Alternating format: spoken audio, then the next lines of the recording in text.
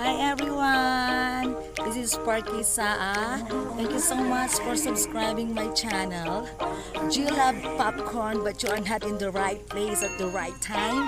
Today I'm gonna show you how to pop the corn in a cheap, simple way and you have fun too. So let's start shaking. Come with me.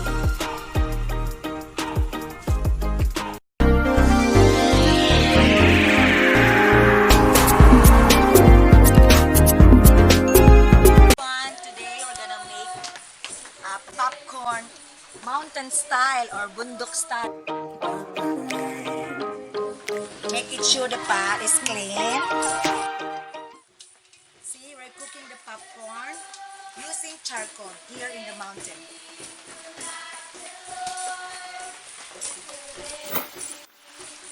And then make it sure the pot is not wet. Cooking oil and make it sure it covered like this, okay, like that. Okay, I noticed we use corn oil too to pop popcorn. you see, it's the corn, so make it not straight.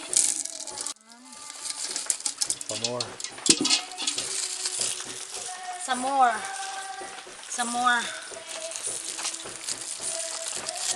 like this.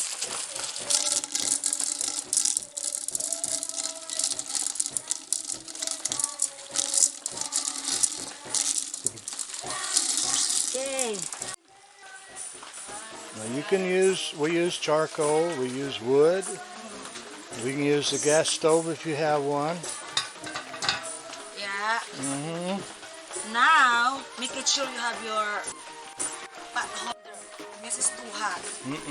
So, wait the popcorn to pop. Okay? And then when you hear the popping, start for you to shake.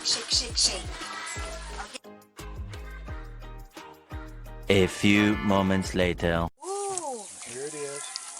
The oil is hot, it's starting to pop. So we're fixing to close it so it doesn't jump all out of the pot.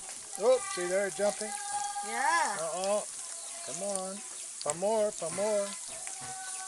See? I want to show you the popcorn how to pop. You see? So make sure you cover it. Because it will jump. Don't put your eye out. Yeah. Yeah. Okay. So start popping now. See if we can hear it. Yeah. When you hear the popping, They're making a lot of noise in the church. Can you hear it? yes. Okay. Okay, start popping now. So we need to shake. Okay. So when you shake it, you have to be like this. So don't forget your pot holder because it's too hot.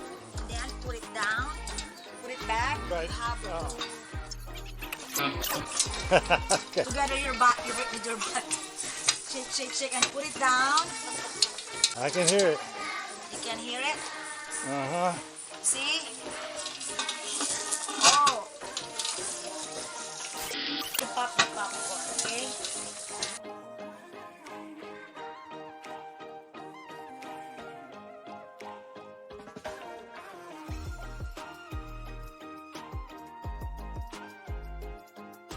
And when you heat it hot enough, then the moisture in the popcorn kernel turns into steam and it explodes. And when it does, then that's what cooks the popcorn. You're doing a good job shaking there, Yeah. Joe.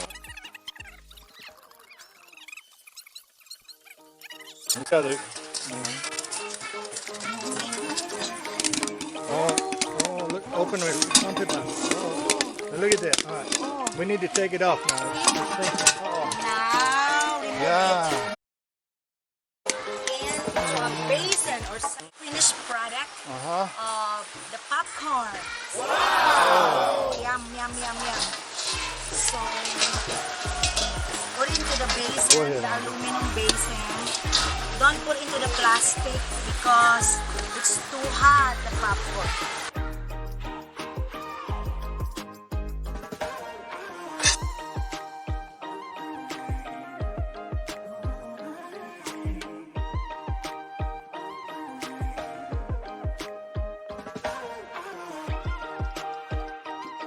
Uh-oh, very good.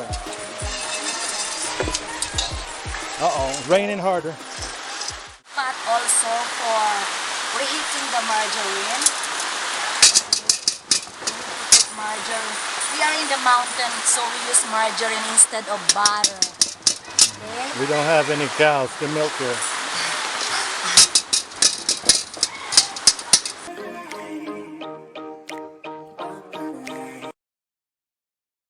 Lamid is for something sweet. Lami. In Bicol, masiram or manamit. And in American, good. Okay, that's, yeah.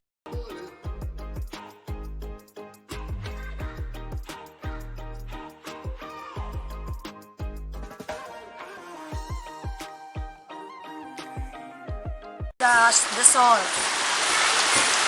Nosebleed man. Meron ako.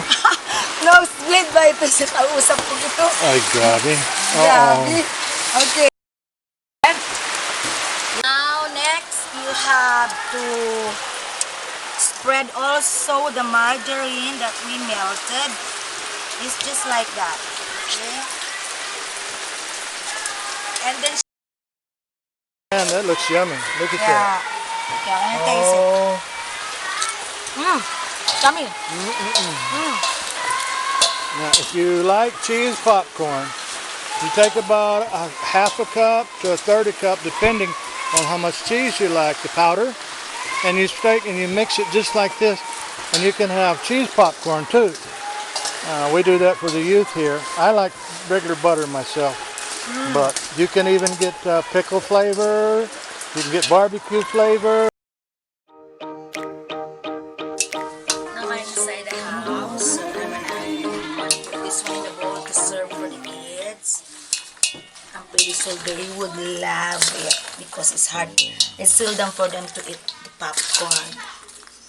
So we wanna serve them for the kids. Yay!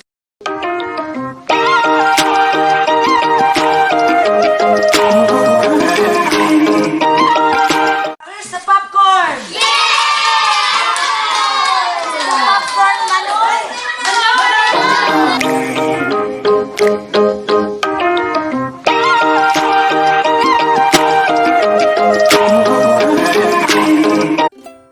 Hello po, naubos na po yung popcorn. We really enjoyed it. Thank you for watching this video. If you enjoyed, please do subscribe to my channel. Like, share, and don't forget to hit the notification bell. Thank you for watching. Keep safe, be blessed. God bless you and we love you. See you on my next video. Bye! Bye-bye!